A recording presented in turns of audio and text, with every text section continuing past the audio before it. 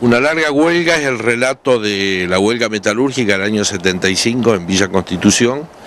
que se hizo a raíz de un enfrentamiento con la burocracia sindical metalúrgica en aquella época, encabezada por Lorenzo Miguel. Cuando nos habían negado la posibilidad de tener elecciones, los compañeros hicieron una toma de fábrica y a raíz de eso otorgaron las elecciones, pero 3 meses después, ya en pleno proceso de Isabel Perón y López Rega, represión creciente, AAA en la calle, deciden intervenir el sindicato y para ello ocupa militarmente la ciudad. Son detenidos más de 150 delegados, más de 300 entre marzo del 75 y marzo del 76 pasan por las cárceles, más de 300 trabajadores metalúrgicos, más de 1000 son despedidos, 30 asesinados. Y a pesar de eso, al final de la dictadura, ese sindicato nuevamente fue recuperado por los trabajadores. Y el relato concretamente es de los 60 días de huelga, de los cuales 40 de ellos fui parte del comité de lucha, después fui encarcelado. Es el relato de cómo fue la huelga, el contexto histórico de qué es lo que pasaba con el sindicalismo en la Argentina, que fue la principal valla de resistencia a las dictaduras que se llevaron adelante del 55 en adelante, qué es lo que pasaba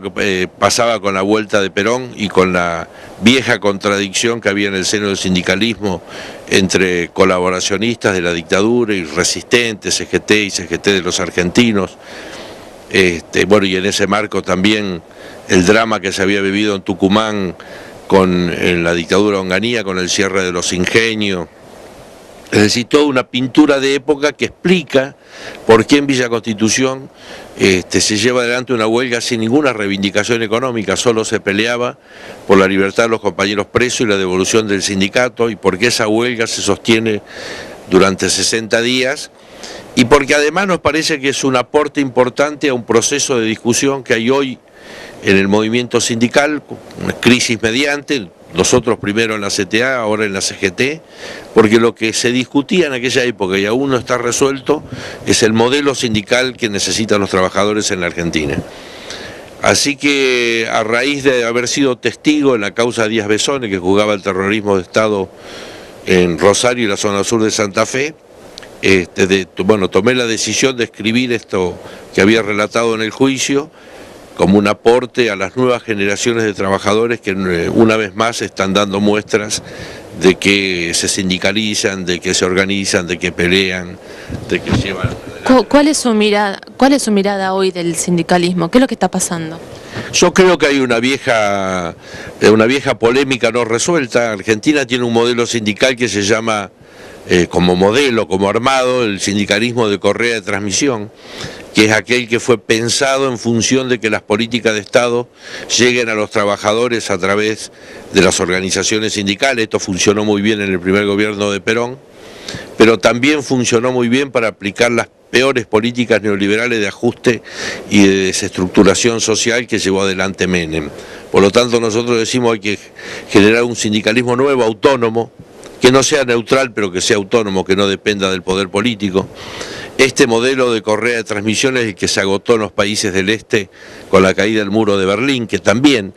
ahí decían, ¿para qué quieren sindicatos los trabajadores si el partido de la clase obrera está en el poder y resuelve todos los problemas? Bueno, y hoy los dirigentes sindicales de esos países están haciendo cursos de capacitación para entender lo que es un convenio colectivo. Entonces, sacar conclusiones de la historia, marchar hacia un sindicalismo comprometido con los trabajadores, que deje de lado la vergonzosa etapa del sindicalismo empresario,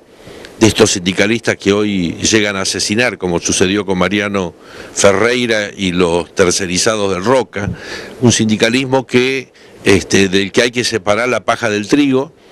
hay que defender y profundizar. Yo soy un enamorado de la historia del movimiento sindical y un convencido que el único garante de la distribución de la riqueza es una fuerte organización sindical unida. Pero bueno, en última instancia lo que está sucediendo hoy en el sindicalismo y no se termina de concretar es la ausencia de un gran debate, de un debate honesto entre los dirigentes para poder superar las viejas contradicciones que tenemos y dar la posibilidad a los trabajadores de que sean representantes ellos mismos en cada sindicato, en cada federación, en cada central, para que un sindicalismo que se autodefienda, que acompañe estos procesos regionales de integración, como sucede en Brasil, sucedió con Lula, sucede con Dilma, con Pepe Mujica en Uruguay, con Néstor y Cristina en Argentina, con Evo Morales en Bolivia, con Correa en Ecuador, es decir, procesos inéditos que nunca los habíamos visto, y los sindicatos, para ser partícipe de esto, tienen que superar aquellas viejas contradicciones que más de una vez los llevaron a ser colaboracionistas de las dictaduras de turno. Sin embargo, hoy se está mostrando más división, ¿no?, dentro del sindicalismo, y no se está apuntando a ese debate que usted dice que hace falta para volver a las raíces. ¿Hacia dónde cree que va el sindicalismo argentino? No, yo creo que siempre hubo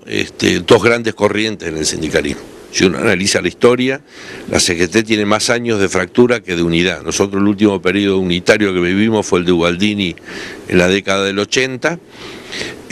Ahora la fragmentación ha llegado prácticamente a 5 nucleamientos sindicales, y yo creo que es posible superarlo y que es posible instalar este debate. Bueno, un poco esto que venimos haciendo, mi visita a Tucumán, la de Hugo Yasky mañana, tiene mucho que ver con eso, porque también hay mucha demanda de los sindicatos locales, de los dirigentes locales, de acompañar este proceso de reunificación, este proceso de reencuentro sobre otras bases. Nosotros seguimos reivindicando las grandes figuras del movimiento sindical, como Agustín Tosco, Atilio López, Atilio Santillán, Benito Romano, Isaura Arancibia, esos grandes ejemplos, realmente un santoral de los trabajadores, porque murieron como predicaron y como vivieron. Entonces es posible éticamente construir otro sindicalismo donde no haya dirigentes enriquecidos que tienen más plata que los patrones, que hacen asesinar trabajadores que luchan por sus derechos. Entonces me parece que esta contradicción se tiene que resolver, se va a resolver, porque de hecho en el seno de los sindicatos hay debate, hay discusión, hay una generación de jóvenes que viene participando cada vez más, como sucedió en el 73,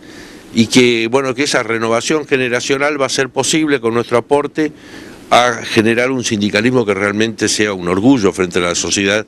y no aquel que cuando uno dice que es sindicalista tiene que dar 10 explicaciones para demostrar que no es un sindicalista, como lo que se ven todos los días en la televisión.